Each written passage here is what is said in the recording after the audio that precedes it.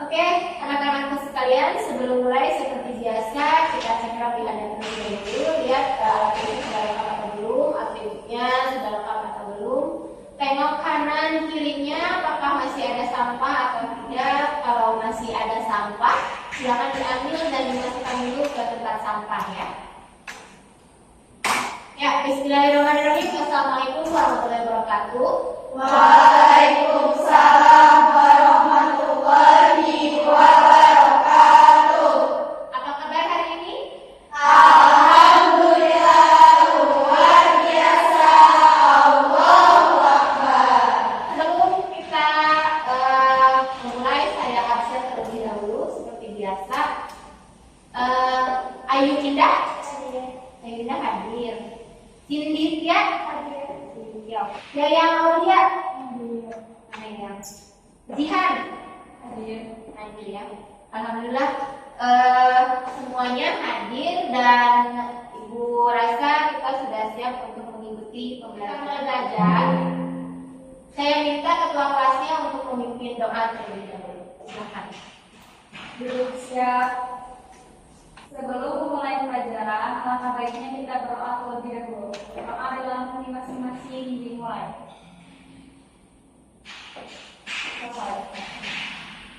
Oke, kita bertemu pada hari ini, lanjutkan dari pertemuan kemarin. Tentunya dalam keadaan sehat walafiat, kita syukuri ya.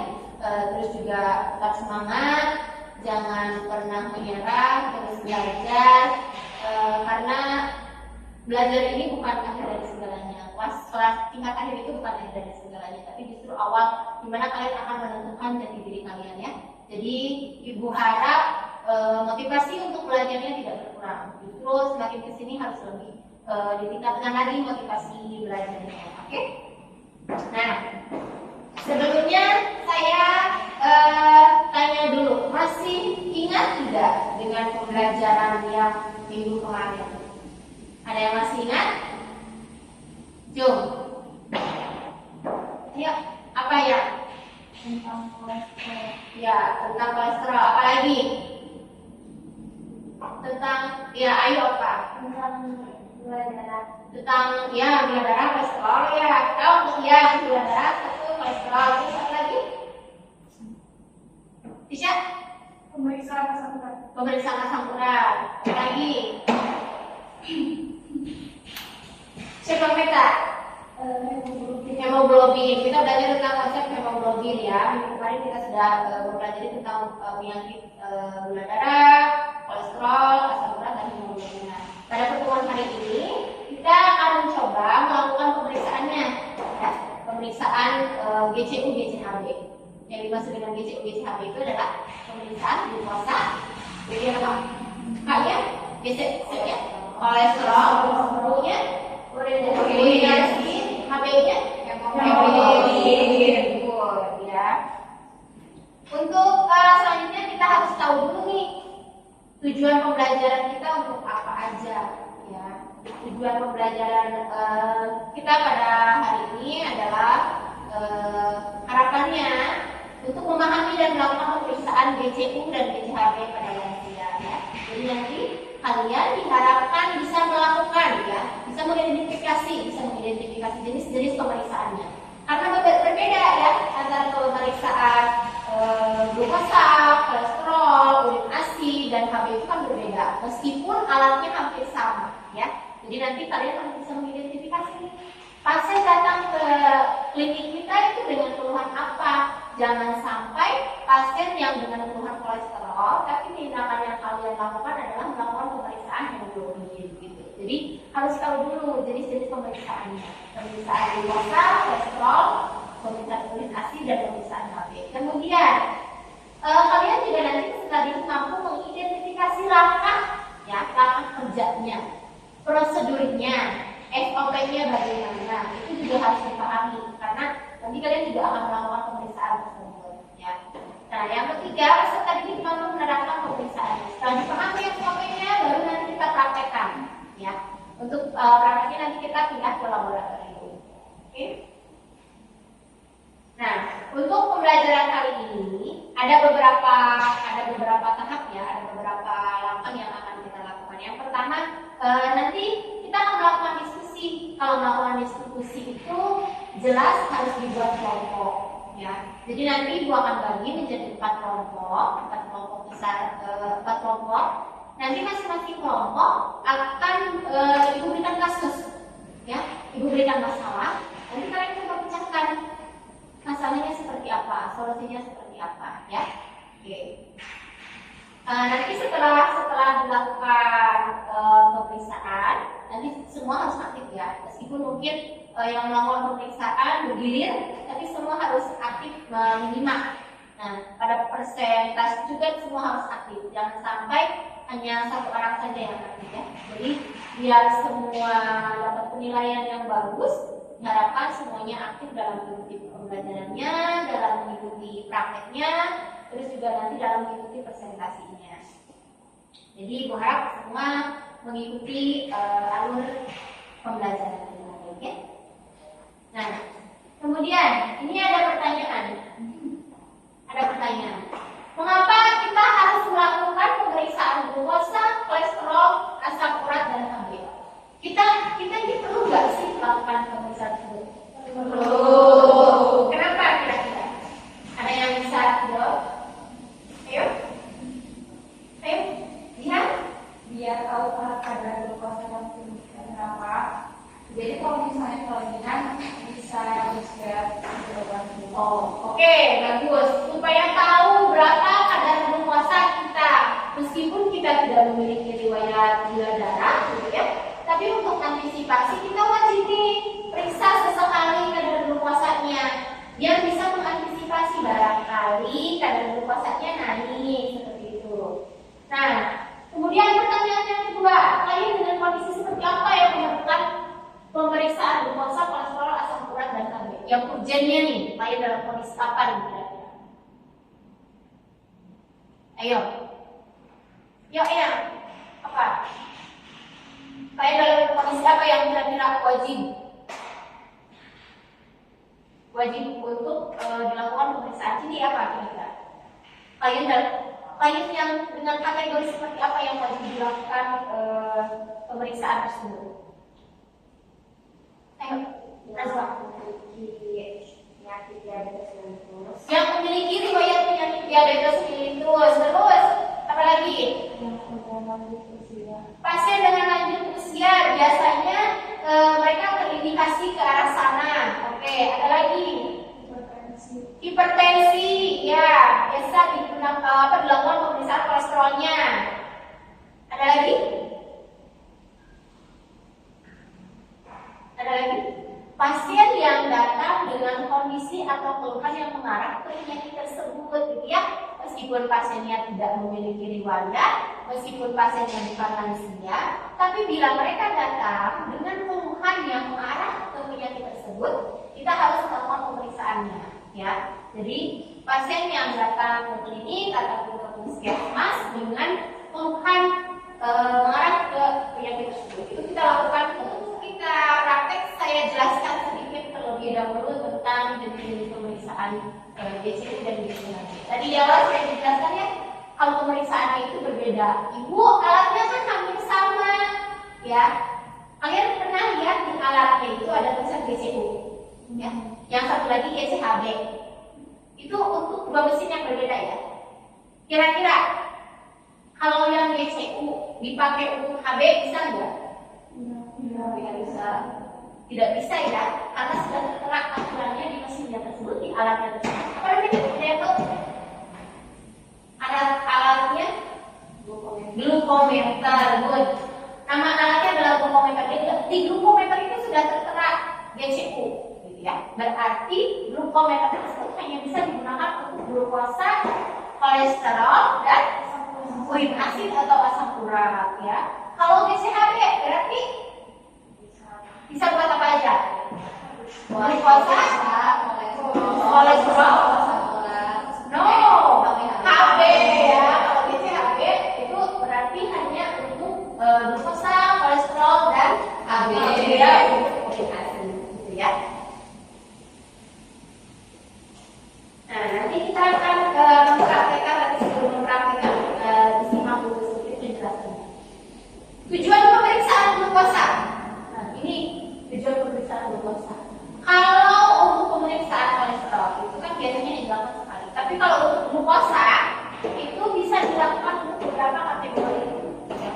beberapa pemeriksaan. Yang pertama, mengetahui kadar gula darah puasa. Kadar gula darah puasa itu dalam keadaan pasiennya puasa, belum makan apa-apa, ya, belum dalam beberapa jam belum masuk konsumsi apa-apa. Kemudian untuk mengetahui gula darah sewaktu. Gula darah sewaktu itu adalah gula darah yang cek gula darah yang dilakukan misalkan pasiennya setelah makan dan waktunya tidak teratur. Itu diperiksakan gula darah sewaktu. Biasanya itu rutin pada pasien yang mengalami kadar gula darah itu rutin.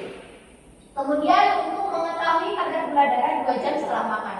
Jadi setelah makan juga dicek lagi kadar gula darahnya, apakah ada peningkatan atau tidak. Itu untuk tujuan pemeriksaan gula darah. Nah, tujuan pemeriksaan kolesterol adalah untuk menilai dan memantau resiko pembentukan plak, ya, pembentukan plak jahat, terutama ya, lemak jahat di dalam pembuluh darah, di dalam pembuluh darah arteri yang dapat memicu berbagai penyakit kardiovaskular, misal serangan jantung, penyakit jantung koroner, hipertensi, dan stroke. Itu harus dilakukan pemeriksaan kolesterol. Jadi untuk menilai jumlah kolesterol dalam darahnya. Nah, ini untuk asam urat. Tujuannya adalah untuk mendeteksi kadar asam urat di dalam tubuh. Pemeriksaan ini dapat membantu mendiagnosis serta mengontrol berbagai penyakit yang berkaitan dengan asam urat, seperti radang sendi. Kalau asam urat biasanya keluhannya seperti apa? Seperti apa biasanya? Kalau yang mengalami asam uratnya lagi naik nih, katanya deh. Biasanya keluhannya pasiennya seperti apa? Sakit apanya? Sakit sendinya ya. Ada yang susah berjalan gitu karena sendi lututnya atau sendi engkol bawahnya sakit, atau ada yang tangannya susah digerakin, susah beraktivitas karena kadar asam uratnya naiknya di area sebelah sini gitu, ya. Kemudian untuk pemeriksaan HB, untuk pemeriksaan anemia, suatu kondisi di mana tubuh Anda tidak memproduksi cukup sel darah merah yang besar. Itu juga untuk pemeriksaan HB adalah memeriksa kadar hemoglobin dalam darahnya. Biasanya yang rentan anemia itu siapa? Remaja. Terus siapa lagi yang rentan anemia? Ibu hamil. Makanya kalian suka disuruh minum tablet tambah darah. Itu kan sebenarnya untuk mencegah terjadinya pada saat nanti kehamilan, gitu ya. Disimak dan diperhatikan kalau ada hal-hal yang penting boleh bisa kalian dari video. Oke, coba lagi ya satu. Nah, pada video kali ini saya akan membahas topik yaitu dalam ada beberapa lain normal. Nanti di catat ya.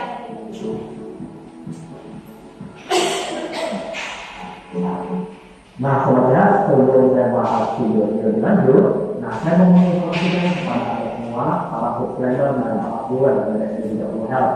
Ini untuk pertama kalinya, tim SD30 Health akan membuat grup WhatsApp. Jadi nanti setiap hari kami akan memberikan tips-tips untuk kesehatan.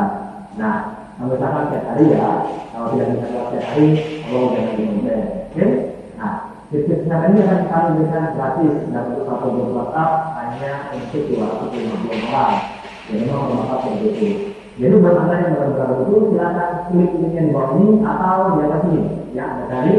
Nah, silakan daftar di sana dan bergabung dengan kami di grup WhatsApp.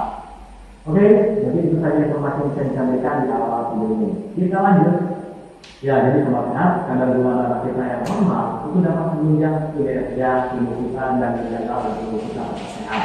Nah, jadi sebelum saya bahas berapa sih kadar gula darah yang normal, saya ingin Anda memahami dulu proses perjalanan glukosa tadi, gula darah tadi. Jadi ketika kita makan karbohidrat, maka karbohidrat ini akan berubah menjadi yang lebih sederhana yang disebut dengan glukosa. Glukosa diserap dan masuk ke dalam perjalanan darah. Nah, pada saat itulah terjadi pelonjakan atau peningkatan kadar gula darah. Jadi tentu saja ketika Anda sedang Silakan disimak, tapi Tapi bentuk dulu 4 kelompok, bentuk 4 kelompok. Nanti yang kelompok 1 akan bagian kasus pertama. Ya, kasus pertama ini untuk tugas kelompok 1. Untuk form pengisian laporannya sudah ada, tapi nanti mohon diisi sesuai dengan SKP-nya, ya. Nah, kasus pertama, keluarga berusia 62 tahun datang ke puskesmas dengan keluhan sering rasa mudah lelah, terutama saat keseringan seperti berjalan jauh atau naik tangga. Pasien juga mengeluhkan berat badan tidak mengulangi makanan tersebut. Kira-kira pemeriksaan apa yang cocok buat keluarga di kasus pertama ini dari kelompok 1, ya? Berdiskusi sesuai dengan kelompoknya, diskusikan tindakan apa yang akan kalian lakukan, kemudian lakukan tindakannya sesuai prosedur dan laporkan dalam form laporan sesuai SK dulu. Untuk laporannya boleh dibantu ke belakang, ya. Ini untuk laporan pribadinya. Sekarang kita akan pindah ke laboratorium, menyiapkan alat, lakukan prakteknya dengan sesuai prosedur, nanti dilaporkan hasilnya dan dipresentasikan. Saya harap semua ikut aktif dalam praktek bahannya, nanti yang lain bisa mengikuti, ya. Silakan untuk disiapkan alat dan bahannya. Taruh di sini aja nanti. Ya, oke, boleh. Yang pertama itu ada bak instrumen yang isinya alcohol swab, masker, handscoon, blood lancet, sama pen lancet. Yang kedua ada hand sanitizer. Selanjutnya ada tisu, glukometer, sama alat tes stripnya.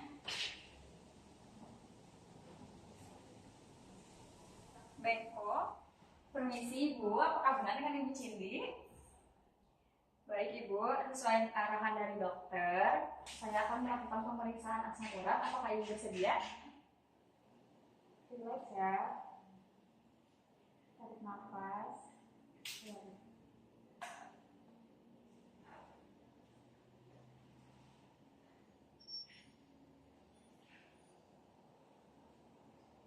Ibu ditekan ya ininya biar keluar lagi darahnya.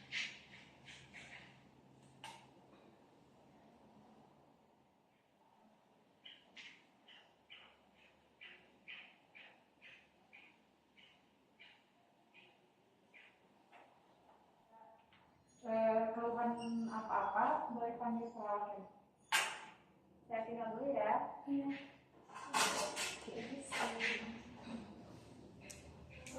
Gimana kabarnya? Apa benar ini dengan Ibu Salwa? Saya cek dulu ya Bu ya gambarannya. Oh iya betul. Sebelumnya perkenalkan Ibu dengan saya perawatnya. Kebetulan saya di sini tadi dan ditugaskan untuk melakukan tindakan cek kolesterol kepada Ibu. Apakah Ibu bersedia? Saya siapkan alatnya terlebih dahulu ya Bu ya.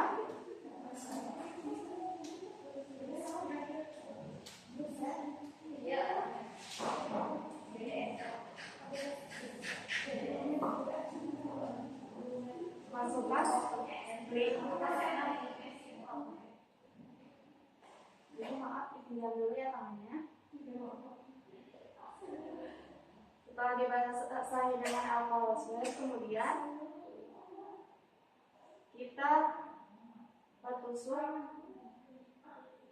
Ibu maaf relax aja ya.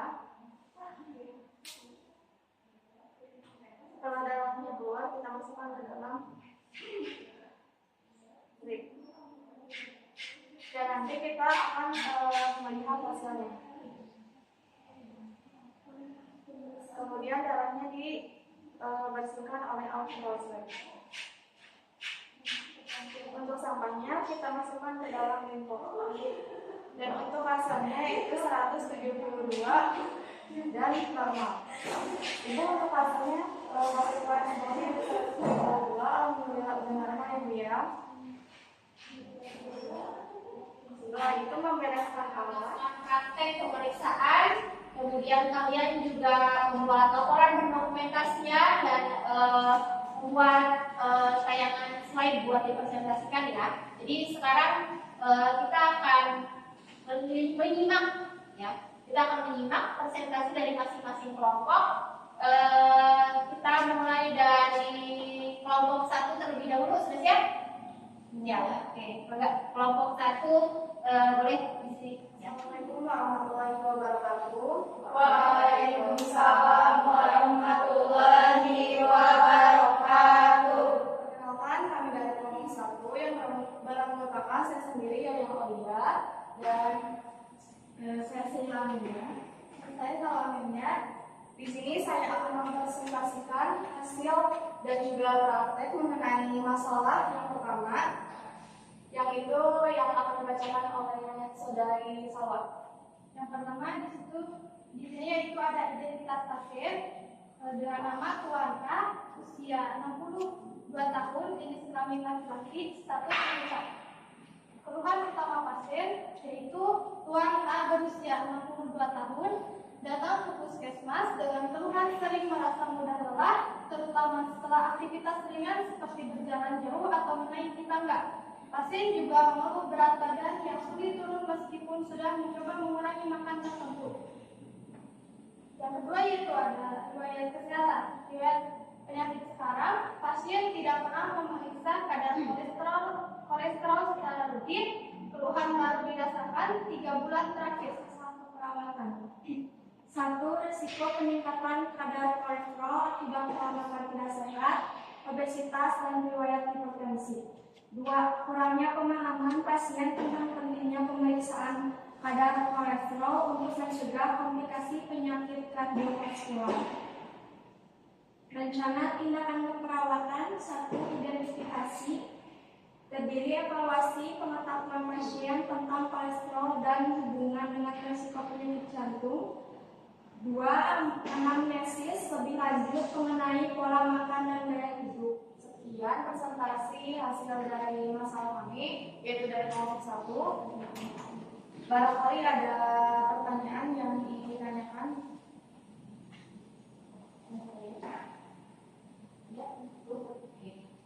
Kasih applause dulu buat teman-teman.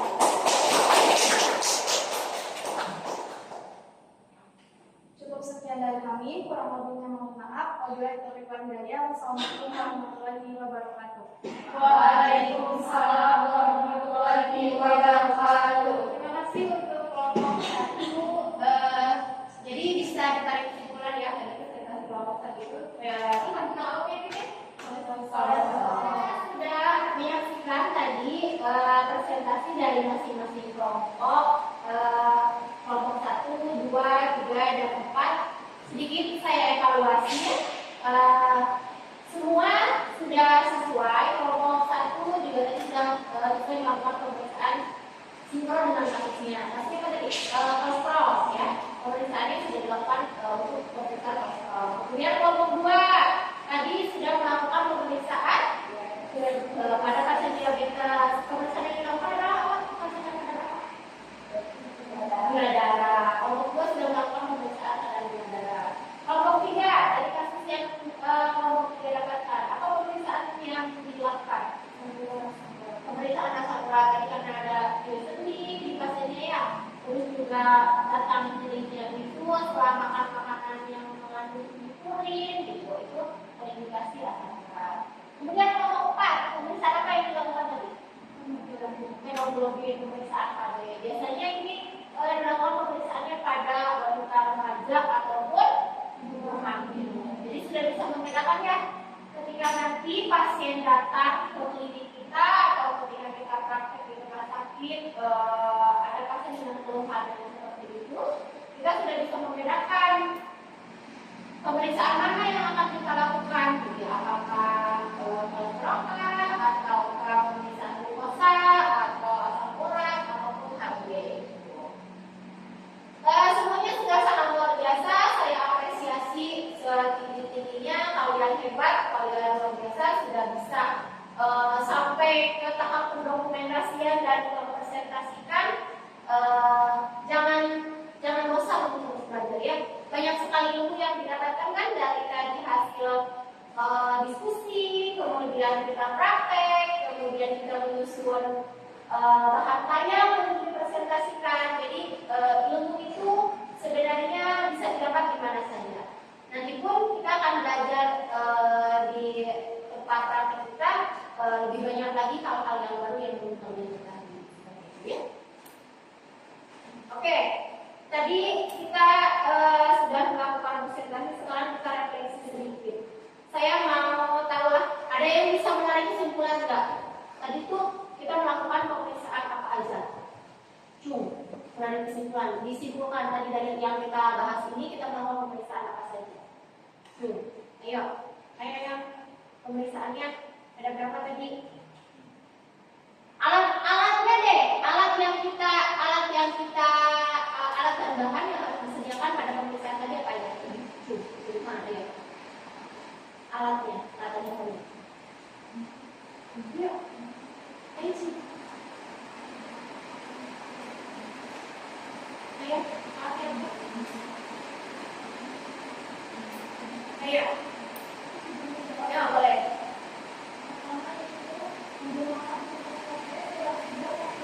Ya, buku sampai satu set ya. Dalam itu ada apa aja di sini? Baru kelas set.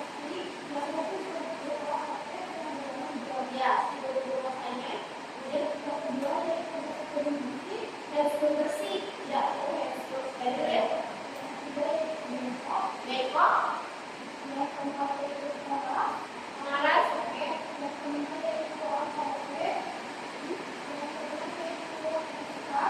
Ya, betul. Itu alat atau bahan yang harus disediakan kita lakukan. Saya rasa tidak bisa dipahami untuk alat bahannya seperti apa sebelumnya juga. Kemudian nanti untuk tugas selanjutnya, karena kita sudah melakukan pemeriksaan, yang kita harapkan pasti mengumpulkan ya dengan untuk tugas selanjutnya kita akan melakukan penyuluhan. Ya, nantinya kita di pertemuan yang akan datang, kita akan melakukan penyuluhan ke pasien-pasien dengan keluhan tadi. Jadi nanti dipersiapkan materi tentang penyuluhannya, nanti kita diskusi seperti biasa, lalu kita buat bagaimana penyuluhan yang benar. Oke, itu saja. Ya, satu lagi, saya tidak henti-hentinya memberikan motivasi untuk kita belajar bersemangat, apalagi sebentar lagi mau ujian, ya jangan disia-siakan waktunya, jangan terlalu lama scroll medsosnya, ya. Jadi HP-nya, gadgetnya digunakan untuk hal-hal yang lebih bermanfaat kayak cari materi, contoh video praktek pembelajaran, gitu ya, contoh video pemeriksaan, gitu. Itu kan bisa kalian dapatkan dari gadget kalian, gitu ya. Jadi dimanfaatkan ke hal-hal yang positif. Jangan berhenti belajar, dan terus cita-citanya, jaga kesehatan. Sudah masuk musim pancaroba, jangan lupa pagi-pagi sarapan, jaga stamina-nya. Intinya tetap semangat, ya. Jangan berhenti belajar, jangan patah semangat untuk tetap belajar. Sesulit apapun mata pelajarannya itu, saya yakin kalian pasti bisa. Oke, tetap semangat ya. Oke, untuk pertemuan kali ini dirasa cukup. Silahkan ketua kelasnya untuk memimpin doa penutup di pertemuan kali ini. Duduk siap. Sebelum pulang, mari kita berdoa terlebih dahulu. Berdoa dalam hati dimulai.